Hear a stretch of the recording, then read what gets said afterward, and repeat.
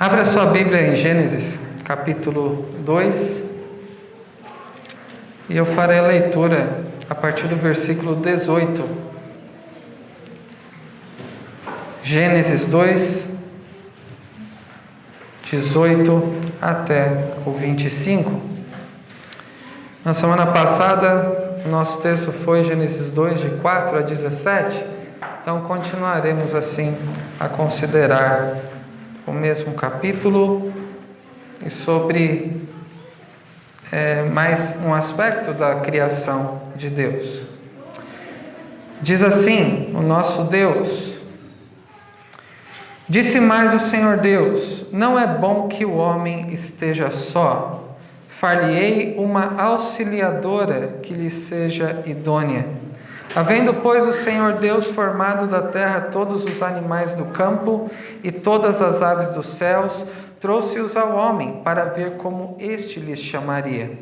E o nome que o homem desse a todos os seres viventes, este seria o nome deles. Deu nome o homem a todos os animais domésticos, às aves dos céus e a todos os animais selváticos. Para o homem, todavia, não se achava uma auxiliadora que lhe fosse idônea. Então o Senhor Deus fez cair pesado sono sobre o homem, e este adormeceu, tomou uma das suas costelas e fechou o lugar com carne. E a costela que o Senhor Deus tomara ao homem, transformou-a numa mulher e lhe a trouxe. E disse o homem: Esta, afinal, é osso dos meus ossos e carne da minha carne. Chamar-se-á varoa, porquanto do varão foi tomada. Por isso, deixe o homem pai e mãe, e se une à sua mulher, tornando-se os dois uma só carne. Ora, um e outro, o homem e sua mulher, estavam nus e não se envergonhavam. Obrigado, Senhor, porque podemos estar com a Tua palavra aberta e lendo podemos ouvir a Sua voz. Que o Senhor fale aos nossos corações, que o Senhor dê clareza no momento de exposição da Sua palavra, iluminando mentes e corações, para que possamos compreender o que o Senhor tem a nos dizer, e não somente isso, que sejamos cada vez mais transformados por Tua palavra, que consideremos qual foi a origem e o propósito da família, na criação da primeira família, e que possamos colocar na prática, na nossa vida, na vida das nossas famílias em que o Senhor nos colocou. Que o Senhor seja gracioso para conosco e nos abençoe, e que saiamos daqui renovados e transformados pela Tua palavra, e rogamos isso porque não está em nós condições para realizar tal coisa, mas dependemos totalmente do Senhor, a começar por mim. É o que rogamos no nome santo de Jesus. Amém. Meus irmãos, na semana passada, como eu disse, consideramos o texto anterior, considerando qual foi o propósito do trabalho quando Deus o criou. E como demos o tema da mensagem na semana passada, fomos criados para trabalhar. E vimos isso dentro do contexto geral do trabalho de Deus, desde Gênesis 1 até Gênesis 2, versículo 3, quando vemos o trabalho de Deus na criação. Naqueles 7 dias, 7 primeiros dias da criação. E depois vimos de maneira especial o 6º dia da criação, quando Deus criou primeiro Adão. Deu trabalho a ele, e hoje vemos aqui na continuação do texto que depois de dar muito trabalho naquele abençoado jardim do Éden, onde havia muito trabalho, quando Deus ele cria então a mulher, ele cria Eva, e então Deus instituiu a primeira família. Então nós vemos aqui a origem e o propósito da primeira família, e é um modelo de família que devemos ter para nós até o dia de hoje.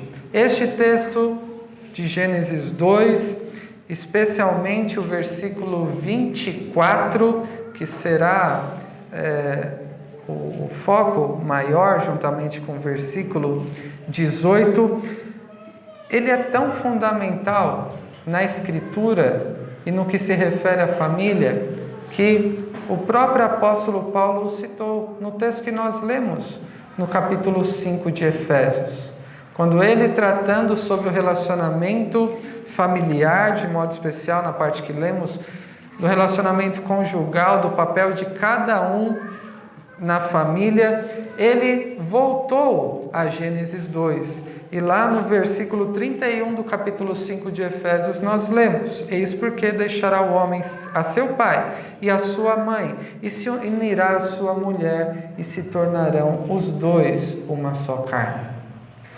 No período em que viveu, escrevendo a uma igreja de irmãos nossos do passado, tratando a respeito de família, de modo prático, como se deveria viver diante da presença de Deus como família, o apóstolo Paulo, ele se volta para Gênesis 2 para explicar da maneira mais perfeita possível. E não foi somente ele que citou este versículo 24 do capítulo 2. O próprio Senhor Jesus, quando foi questionado, ele se referiu a este texto também.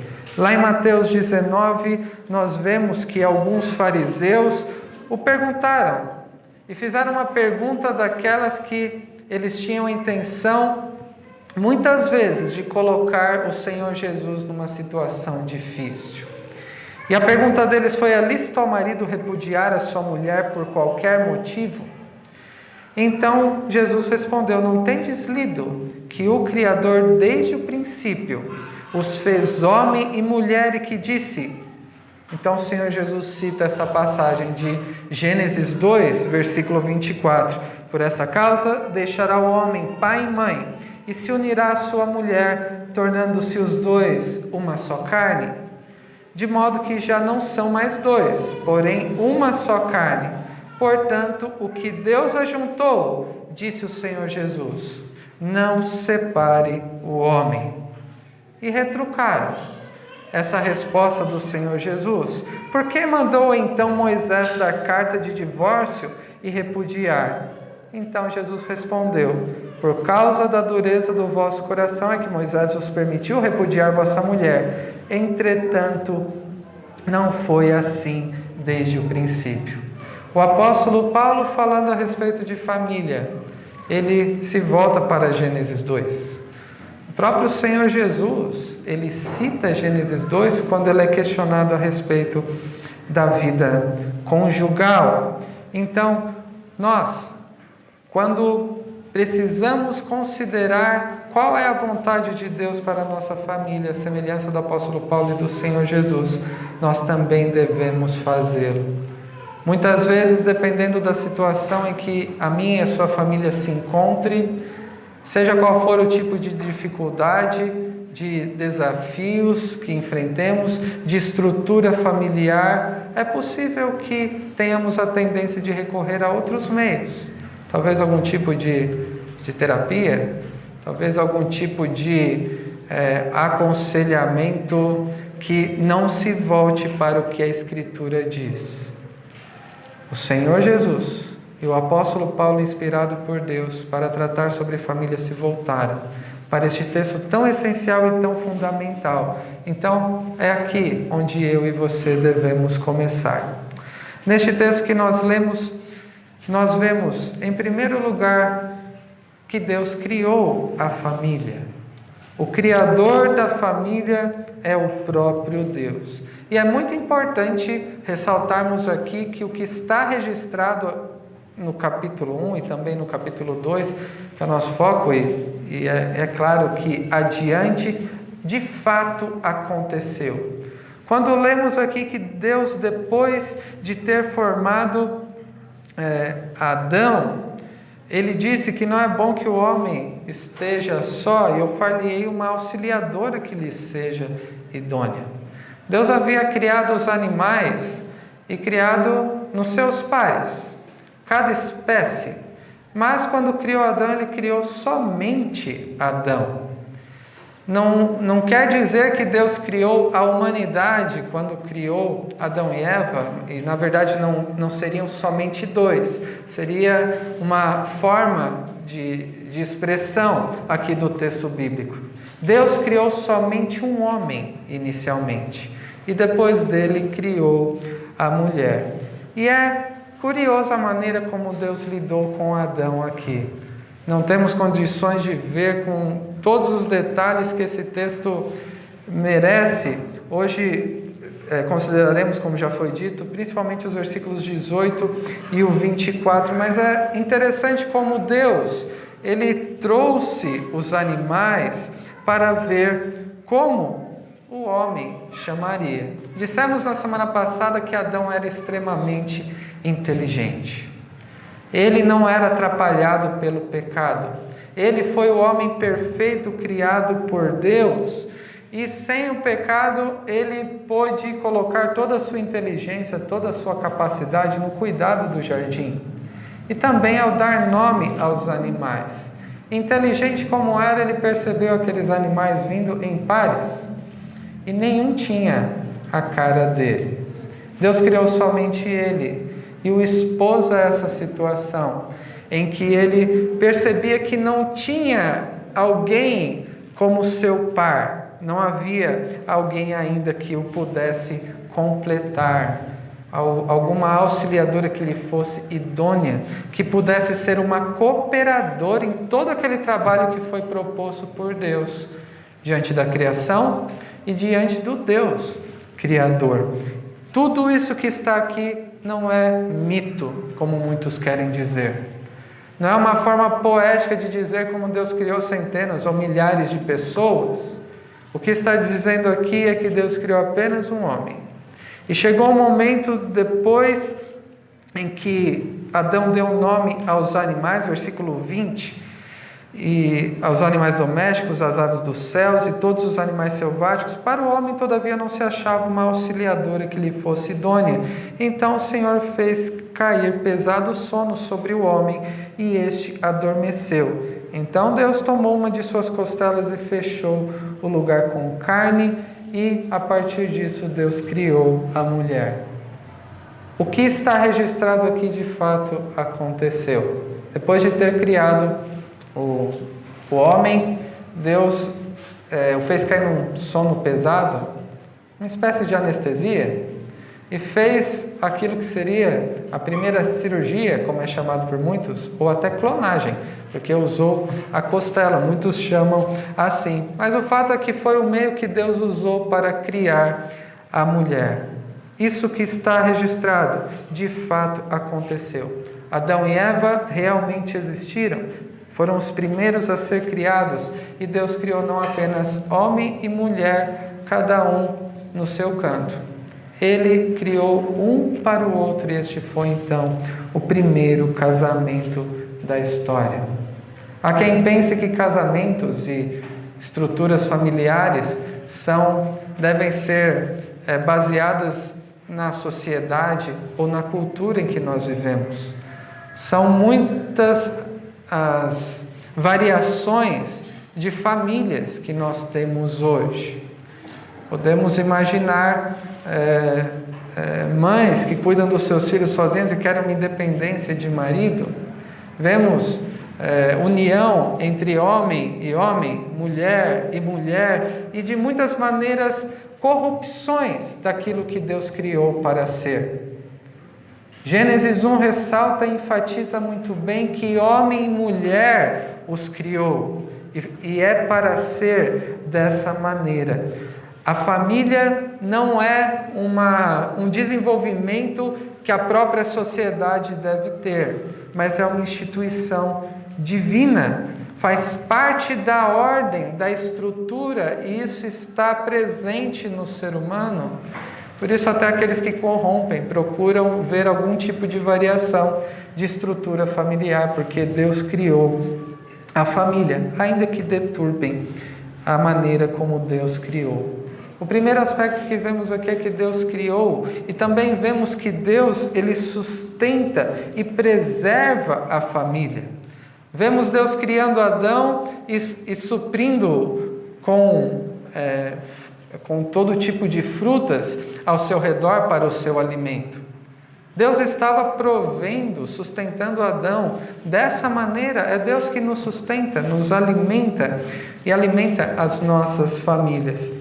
Ele também nos concede o trabalho e concede a bênção de fazermos parte de nossas famílias. Mesmo em um mundo que está perdido, que jaz no maligno, em que vemos ataques constantes contra a família, vale a pena a gente considerar que nada ainda conseguiu fazer com que a família desaparecesse. Porque o Deus que criou, que instituiu a família, a sustenta e a preserva.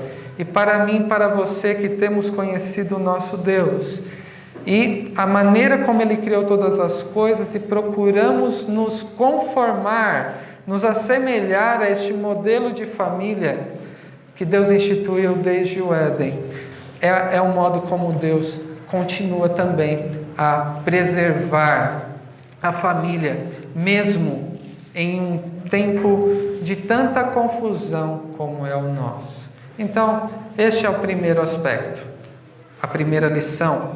O relato de Gênesis é verídico. Deus criou a família e é Ele quem sustenta e preserva a família, apesar do mundo em que nós vivemos. Mas além disso, temos uma segunda lição, um segundo aspecto a considerar, e para isso eu quero reler o versículo 24, que diz: por isso, deixa o homem pai e mãe, e se une à sua mulher, tornando-se os dois uma só carne. Adão e Eva não tinham pai e mãe. Eles foram os primeiros pais. Mas quem está escrevendo aqui é Moisés. E do seu tempo, para também falar aos hebreus que haviam sido libertados do Egito, falar a respeito da instituição da família, ele volta para o Éden também. Então, além do apóstolo Paulo, do Senhor Jesus, o próprio Moisés está voltando aos acontecimentos de Gênesis 2 e descrevendo-os dessa maneira. O versículo 24 começa dizendo: por isso, por algum motivo, o homem deixa os pais para se unir à sua mulher e se constituem uma só carne. Por algum motivo, as pessoas se casam. E qual seria o motivo para o casamento? Por que você casou? Se você pudesse explicar os motivos que te levaram a se casar, como você explicaria? Aqueles que também querem casar, alguns mais em breve e outros talvez mais à frente. E é importante considerar que quando Deus institui a família e fala nesse versículo sobre o homem deixar pai e mãe, até mesmo aqueles que podem estar muito longe deste momento de casamento, aqueles mais jovens, talvez adolescentes, devem pensar que Deus, sendo o Criador da família, por algum motivo, se deve deixar a casa dos pais para que se una ao seu cônjuge, à sua esposa ou ao seu esposo. Qual motivo seria esse? Qual motivo que faz com que as pessoas se casem? O versículo 18 diz que Deus diz: não é bom que o homem esteja só, far-lhe-ei uma auxiliadora que lhe seja idônea. É bom estar só?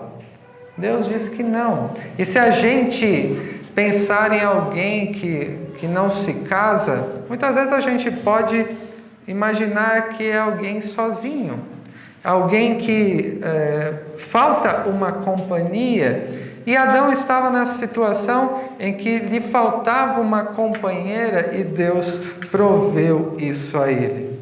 Mas para ser bom, como Deus disse, não é bom que esteja só. Para ser bom, basta não estar sozinho.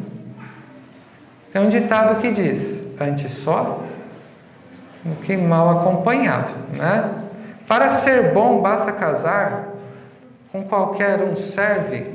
Qualquer tipo de casamento, de união, por qualquer motivo, será um bom casamento, será uma boa família. Nós sabemos que não. Mas o texto, ele aponta para um motivo pelo qual duas pessoas se unem.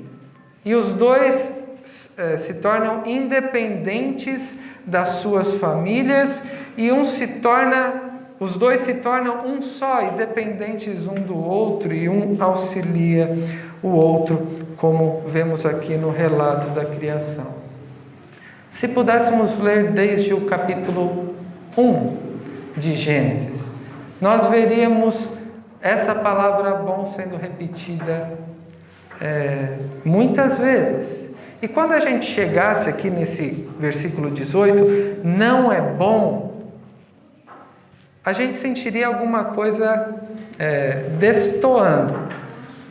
Anteriormente, volte comigo lá no primeiro capítulo, vemos Deus chamar as coisas à existência, como no versículo 3, por exemplo, disse Deus: haja luz, e houve luz, e viu Deus que era boa, e fez separação entre a luz e as trevas.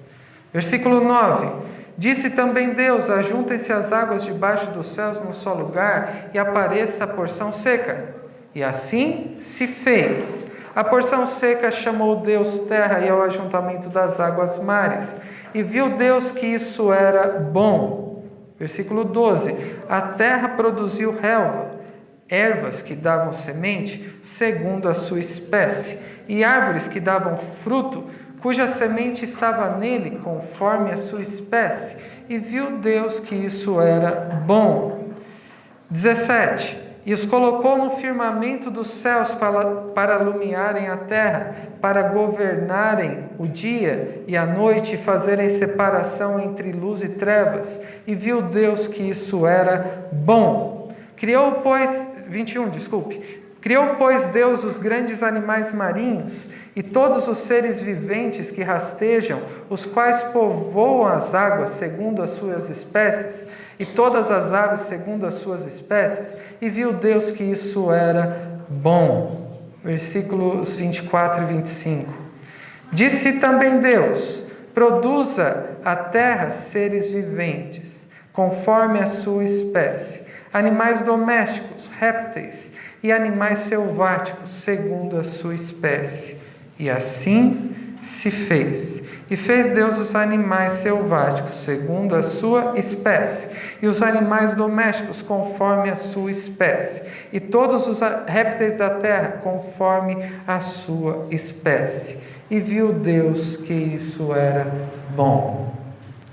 Nem Moisés, nem eu, lendo parte disso, creio que tivemos a intenção de cansar os leitores ou os ouvintes.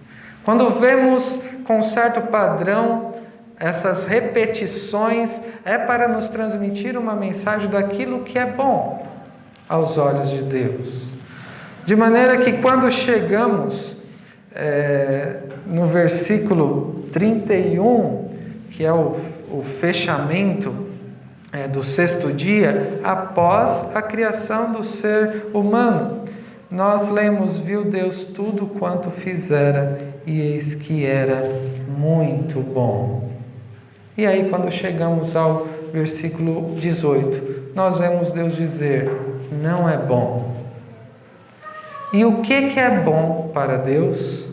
E o que não é bom para Deus? Como dissemos, né, pelo fato simples de que Adão estava só. Lhe faltava algo para que fosse bom. E de acordo com a perspectiva bíblica, algo é bom quando é de acordo com o que Deus criou para ser. E de onde podemos tirar isso? Quando Deus chamava alguma coisa à existência como a luz, vemos em seguida: e assim se fez. E porque foi feito segundo o que Deus disse, por isso era bom. E cada dia da criação nós vemos isso. A criação, segundo o que Deus fez, ela é boa. E por isso que no último versículo, viu Deus que tudo quanto fizer, e eis que era tudo muito bom, inclusive considerando a criação da mulher.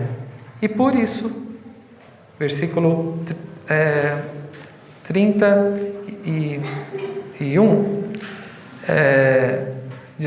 24. Por isso deixa o homem. Qual seria esse motivo pelo qual o homem deixa seus pais, deixa sua família e se une à sua mulher e os dois se tornam uma só carne? Qual seria o motivo para um casamento? As pessoas se casam porque Deus criou o casamento, isso está inerente na própria estrutura do ser humano. E o por isso aqui é considerando algo que Deus criou e que é bom porque era de acordo com o que Deus criou para ser.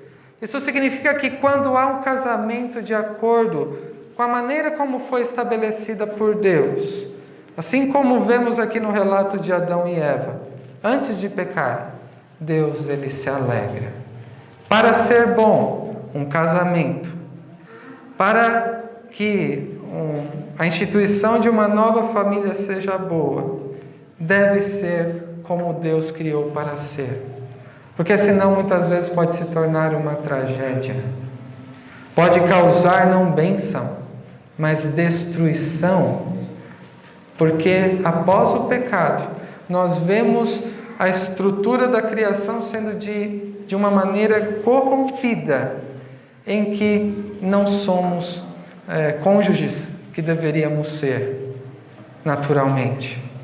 Nós não somos famílias como deveríamos ser. Então, aos olhos de Deus, considerando o nosso pecado, é impossível, por nós mesmos, termos famílias boas e casamentos que sejam bons aos olhos do nosso Deus. O apóstolo Paulo, falando à igreja de Corinto, lá no capítulo 7, ele diz que quando alguém se casa, deve ser no Senhor. Porque este é o caminho em que se é possível caminharmos em direção a Gênesis 2. Aquela família modelo como Deus criou para ser, para que cumpramos também o propósito de Deus para a família. Eu quero já caminhar para a conclusão, considerando de modo especial algumas aplicações, de modo mais prático, o que podemos ver a respeito da origem da família e também do seu propósito. Devemos sempre nos lembrar que a família é criação de Deus. E assim como o apóstolo Paulo, como o Senhor Jesus e como o próprio Moisés registrou, eu e você, pensando na vontade de Deus para a nossa família, devemos voltar sempre a Gênesis 2. Naquela maneira como Deus criou a família, em que criou o homem primeiro e lhe deu uma missão, uma responsabilidade muito grande, e criando a mulher em seguida. O homem estaria numa posição de responsabilidade, de liderança, e a mulher deveria ser coparticipante naquela missão que Deus havia destinado a Adão. Nos nossos dias, muitas vezes, se tem um discurso de igualdade de gêneros. Mas nós percebemos que também homens e mulheres são diferentes. Eles são iguais ou diferentes? Os dois. Deus criou homem e mulher à sua própria imagem ou semelhança, por isso que os dois são preciosos por igual aos olhos de Deus. Um não é mais importante do que o outro. Um não é mais desprezível do que o outro. Perante Deus, homem e mulher são iguais em questão de dignidade e de valor, porque os dois foram feitos à imagem de Deus. Mas Deus criou Adão primeiro e lhe deu um tipo de trabalho. E criou a mulher depois e lhe deu um outro tipo de trabalho. E foi assim desde o princípio. Nossas famílias devem, voltando a Gênesis 2, ver qual que é o propósito de Deus para a família, o modelo a ser seguido. Um dando o devido valor ao outro, porque é a imagem de Deus. Foram criados por Deus. Mas cada um consciente do seu papel no meio da família. E os papéis não são iguais. E quando Deus triuno, o Pai, o Filho e o Espírito Santo, cria todas as coisas e depois Ele executa o plano de salvação, nós vemos cada pessoa da Trindade igualmente santos. Cada pessoa da Trindade igualmente santas, perfeitas, dignas de adoração, mas cada pessoa com uma função distinta, tanto na criação como na salvação daqueles que Deus queria salvar. Nós aprendemos à luz desse texto que a família somente será feliz se for boa aos olhos de Deus, se for de acordo com a maneira que Deus criou para ser, respeitando o que os dois são perante Deus, imagem de Deus, e quais são as funções de cada um, para que os dois juntos, como um só, possam cumprir o propósito da sua existência diante do nosso Deus. Em segundo lugar, nós vemos à luz desse texto que Deus sustenta e preserva a família. Deus sustenta e preserva o casamento. Vivemos em tempos difíceis e pode ser que, conforme piorem, tenhamos a impressão de que nosso tempo é mais difícil nesse sentido de ataques à família como em outros períodos da história. A instituição do casamento é constantemente atacada, com divórcios muito frequentes. Famílias quebradas na sua estrutura, desentendimentos, falta de amor, em que o homem não demonstra amor, mas sim desprezo à sua mulher, e a mulher deixa de respeitar o seu marido como a vontade de Deus. Um não cumpre o seu papel diante de Deus e um para com o outro. Vemos também uma disseminação do homossexualismo e de apresentação de alternativas a estruturas familiares diferentes. Vemos o machismo presente também nos nossos dias, assim como o feminismo. Só para mencionar algumas formas como a família tem sido atacada nos nossos tempos.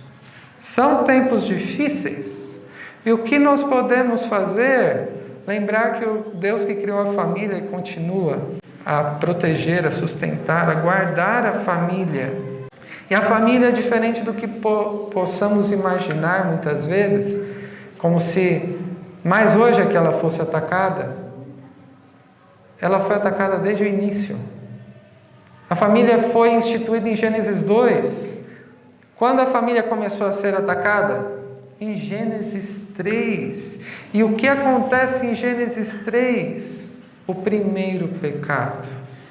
E como acontece o primeiro pecado?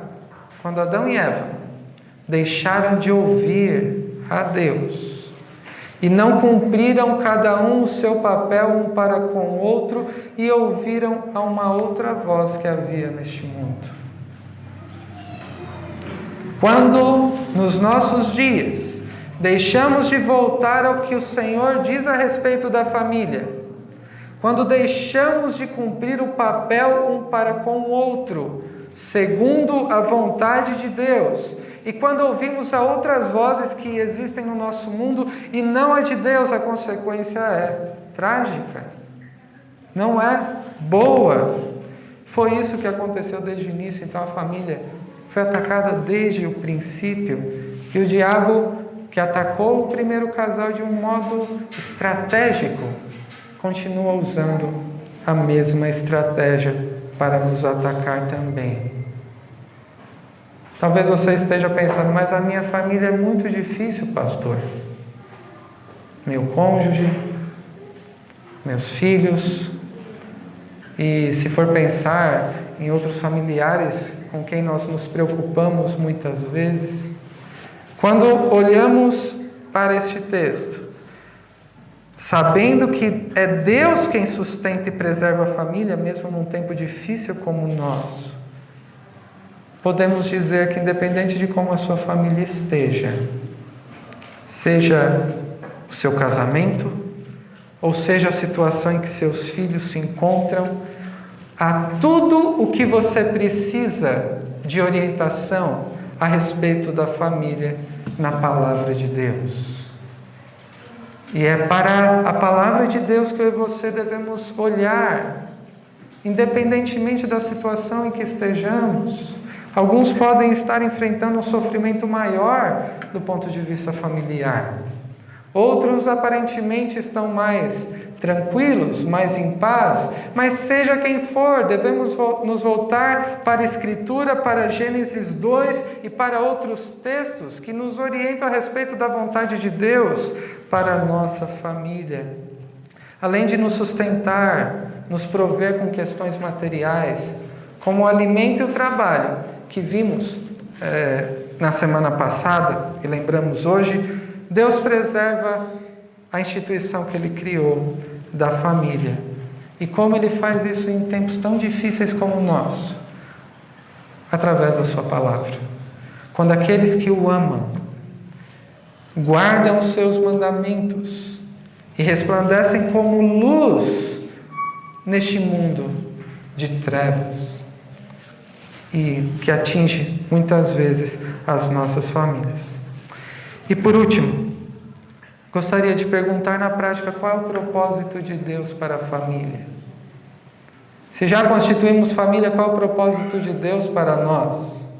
Se aqueles que ainda não constituíram família, um dia o farão, qual deve ser o nosso propósito para que alguém case, constitua família e tenha então filhos, que é o que vem na sequência, e isso foi a maneira que Deus criou. Após o pecado, nós já dissemos que é impossível, humanamente falando, baseados na nossa própria capacidade, que nós tenhamos uma família tão perfeita como era aquela família modelo, antes de Gênesis 3, antes do pecado entrar neste mundo. E somente há uma esperança para famílias após o pecado. E foi por isso que lemos inclusive os textos de Efésios. Eu quero voltar a eles primeiro em Efésios 2 para considerar um pouco sobre o propósito do apóstolo Paulo ter escrito essa carta. Louvando a Deus pela salvação, em Efésios 1:4 o apóstolo Paulo diz: assim como nos escolheu nele antes da fundação do mundo com um propósito. E qual é esse propósito? Para sermos santos e irrepreensíveis.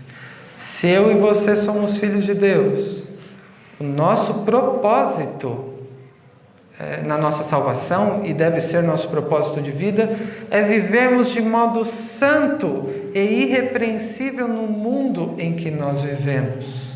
O apóstolo Paulo amplia isso de algumas maneiras, como por exemplo no capítulo 4, versículo 17, que diz: isso, portanto, digo, e no Senhor testifico, que não mais andeis como também andam os gentios, na vaidade dos seus próprios pensamentos, obscurecidos de entendimento, alheios à vida de Deus por causa da ignorância em que vivem pela dureza do vosso coração. O versículo 24 do capítulo 4: os revistais do novo homem criado segundo Deus, em justiça e retidão, procedentes da verdade, para que vivam de um modo santo e irrepreensível perante Deus.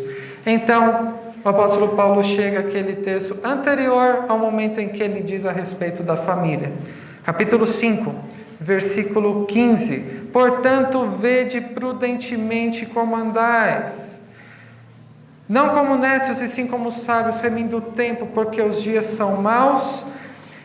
Por essa razão não vos torneis insensatos, mas procurai compreender qual é a vontade do Senhor. E poderíamos perguntar: qual é a vontade do Senhor? Como eu posso viver de um modo santo e irrepreensível neste mundo? E uma das maneiras que o apóstolo Paulo apresenta aqui, não é a única, é o que está no versículo 21, que devemos nos sujeitar uns aos outros no temor de Cristo. Como? As mulheres sendo submissas, estando debaixo da mesma missão do marido, sendo auxiliadoras que o completem.